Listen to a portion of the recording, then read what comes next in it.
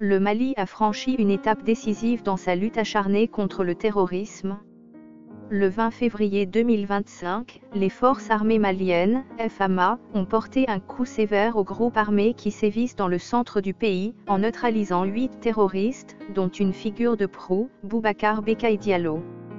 Ce chef influent, opérant dans la zone de Sengue, dans la région de Ségou, était depuis longtemps dans le viseur des autorités maliennes pour son implication dans une litanie d'attaques meurtrières, d'assassinats ciblés, d'abus systématiques et de rackets infligés aux populations civiles.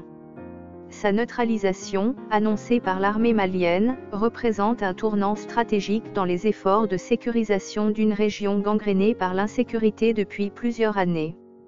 L'opération, menée avec une précision militaire, s'est déroulée dans le cadre d'une vaste campagne de stabilisation visant à rétablir l'ordre dans plusieurs secteurs du cercle de Mossi-Ineu, au cœur du Mali central. Les localités de Tongolo-Koro, Golidjila, Niagolobu, Manini, Nassambougou, Niaro, Kolongo-Bozo, Bolibana-Sampana et Sengue ont été le théâtre de cette intervention d'envergure.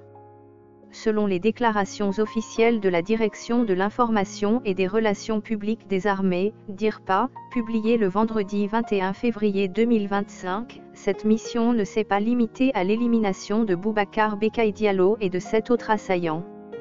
Elle a également permis de démanteler un réseau logistique crucial pour les groupes terroristes opérant dans la zone. En effet, les FAMA ont saisi un arsenal impressionnant lors de cette opération. Parmi les prises figurent des armes de divers calibres, des stocks importants de munitions, ainsi que des composants destinés à la fabrication d'engins explosifs improvisés, EEI, une menace récurrente dans les conflits asymétriques qui déchirent le pays. Mais l'élément le plus marquant de cette saisie reste la récupération de plus de 1500 têtes de bétail. Ce butin, arraché des mains des terroristes, met en lumière une facette souvent occultée de leurs activités, le vol de bétail, qui constitue à la fois une source de financement et un moyen de pression économique sur les communautés rurales. En privant ces groupes de cette ressource, les forces maliennes frappent un coup double, à la fois militaire et économique. La neutralisation de Boubacar Bekay Diallo n'est pas un succès isolé, mais s'inscrit dans une dynamique plus large de reconquête du territoire par les FAMA. La région de Ségou, située au centre du Mali, est depuis des années un bastion pour les groupes armés qui prospèrent dans le vide sécuritaire laissé par l'instabilité politique et les défis logistiques auxquels fait face l'État malien. Diallo, en particulier, était réputé pour sa capacité à coordonner des attaques d'envergure contre les civils et les forces de l'ordre, tout en maintenant un système de rackets qui terrorisait les habitants de la zone de Sengue. Sa disparition marque donc une avancée significative dans la restauration de la paix et de la confiance entre les populations locales et les autorités. Au-delà de cette opération dans le centre du pays, les FAMA ont également démontré leur vigilance dans d'autres régions. Le même jour, à des centaines de kilomètres de Ségou, dans la région de Kidal, un incident distinct a mis en évidence la sophistication croissante des moyens employés par les groupes terroristes. Vers 15h10, un mini-drone porteur d'une charge explosive a été intercepté alors qu'il survolait le camp militaire de Tessali. Cet appareil, abattu par les forces maliennes, représente une menace émergente dans le conflit malien, l'utilisation de technologies avancées pour contourner les défenses conventionnelles. Selon le communiqué de la DIRPA, une analyse approfondie des débris et de la carte mémoire du drone est en cours afin de déterminer son origine, sa provenance et les intentions de ses opérateurs. Cet événement souligne les défis multiples auxquels l'armée malienne est confrontée, oscillant entre des combats terrestres traditionnels et des menaces plus modernes. Ces succès militaires interviennent dans un contexte où le Mali cherche à affirmer sa souveraineté et à réduire sa dépendance aux forces étrangères, après des années de présence de contingents internationaux sur son sol. La neutralisation de figures comme Boubacar Bekay Diallo envoie un message clair, les FAMA sont déterminés à reprendre le contrôle des zones échappant à l'autorité de l'État, malgré les obstacles logistiques et financiers. Cependant, si cette opération constitue une victoire indéniable, elle ne met pas fin aux défis structurels qui alimentent l'insécurité dans le pays. La pauvreté, le manque d'infrastructures et les tensions intercommunautaires continuent de fournir un terreau fertile aux groupes armés, qui exploitent ces failles pour recruter et étendre leur influence.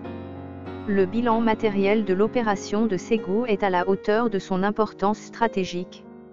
Les armes saisies, notamment les composants de EI, témoignent de la capacité des terroristes à maintenir un niveau élevé de violence, tandis que la récupération du bétail redonne espoir aux communautés rurales spoliées.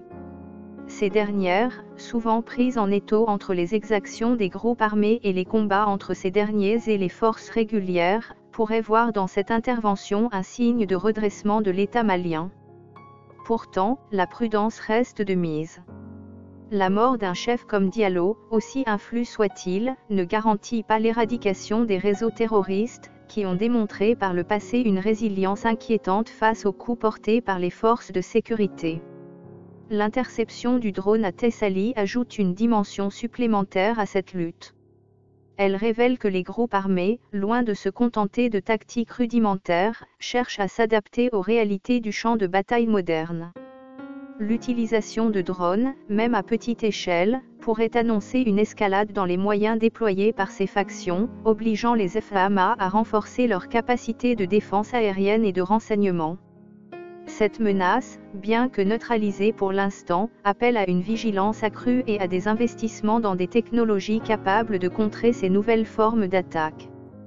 En somme, l'opération du 20 février 2025 dans la région de Ségou, couronnée par l'élimination de Boubacar Bekay Diallo et la saisie d'un arsenal conséquent, constitue une victoire majeure pour les forces armées maliennes.